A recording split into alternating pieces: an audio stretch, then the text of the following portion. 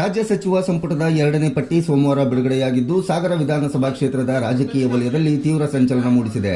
ನೂತನ ಪಟ್ಟಿಯಲ್ಲಿ ಸಾಗರ ಕ್ಷೇತ್ರದ ಶಾಸಕ ಗೋಪಾಲಕೃಷ್ಣ ಬೇಳೂರಿಗೆ ಕೋಕ್ ನೀಡಿರುವುದು ಅವರ ಬೆಂಬಲಿಗರು ಹಾಗೂ ಅಭಿಮಾನಿಗಳಲ್ಲಿ ತೀವ್ರ ಅಸಮಾಧಾನ ಉಂಟುಮಾಡಿದೆ. ನಿರಾಸೆ ಉಂಟಾದ ಅಭಿಮಾನಿಗಳು ಬೀದಿಗಿಳಿದು ಸಾಗರ ಜಂಬಗಾರು ಸಮೀಪ ಹಾದು ಹೋಗುವ ರಾಷ್ಟ್ರೀಯ ಹೆದ್ದಾರಿ ಮಧ್ಯೆ ಟೈರ್ಗಳಿಗೆ ಬೆಂಕಿ ಹಚ್ಚಿ ತಮ್ಮ ಆಕ್ರೋಶವನ್ನು ಹೊರಹಾಕಿದ್ದಾರೆ. ಶಿವಮೊಗ್ಗದ ಬಸವನಗುಡಿ 3ನೇ ತಿರುವಿನಲ್ಲಿರುವ ಶ್ರೀ ದುರ್ಗಾ ಭವಾನಿ ಮಂದಿರ ಚಾಮುಂಡೇಶ್ವರಿ ದೇವಿ ಜನ್ಮೋತ್ಸವದ ಜಾತ್ರಾ ಮಹೋತ್ಸವವನ್ನು ಇದೇ ಆಗಸ್ಟ್ 4ರಂದು ಅದ್ದೂರಿಯಾಗಿ ಆಚರಿಸಲಾಗುತ್ತಿದೆ. ಈ ಕಾರ್ಯಕ್ರಮಕ್ಕೆ ಸಕಲ ಭಕ್ತರು ಆಗಮಿಸುವಂತೆ ಮಂದಿರದ ಸಂಸ್ಥಾಪಕರಾದ ಎಂ ರವಿಪ್ರಸಾದ್ ಕೋರಿದ್ದಾರೆ.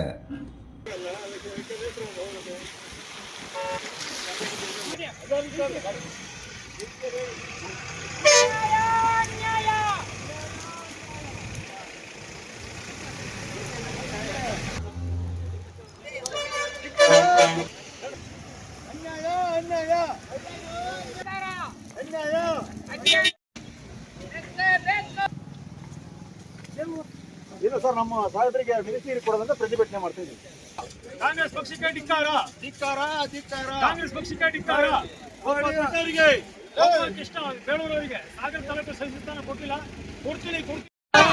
ನಿನ್ನೆ ನಮಗೂ ಸಹ ನಿಜವಾಗ್ಲೂ ತುಂಬ ಬೇಸರ ಆಗಿದೆ. ಯಾಕೆ ಅಂತ ಅಂದರೆ ನಮ್ಮ ಶಾಸಕರು 3 ಬಾರಿ ಶಾಸಕರಾದವರು, ಅವರಿಗೆ ಈ ಸತಿ ನಮ್ಮ ಮಂತ್ರಿಗಿರಿ ಸ್ಥಾನ ಸಿಗುತ್ತೆ ಅನ್ನೋ ಒಂದು ಆಸೆಯಲ್ಲಿ ನಾವು ಸಹ ಇದ್ವಿ. ಅವರಿಗಾಗಿರೋ ಬೇಸರ ನಮಗೂ ಸಹ ಅಷ್ಟೇ ಬೇಸರ ಆಗಿದೆ. ಅವರು ರಾಜೀನಾಮೆ ಕೊಡ್ತಾರೆ ಅನ್ನೋದು ಅದು ಅಷ್ಟು ಗಟ್ಟಿಯಾಗಿ ಎಲ್ಲ ವರದಿಯಲ್ಲೂ ಸಹ ತಿಳಿಸಿದ್ದಾರೆ, ನಾನು ರಾಜೀನಾಮೆ ಕೊಡ್ತೀನಿ ಅಂತ.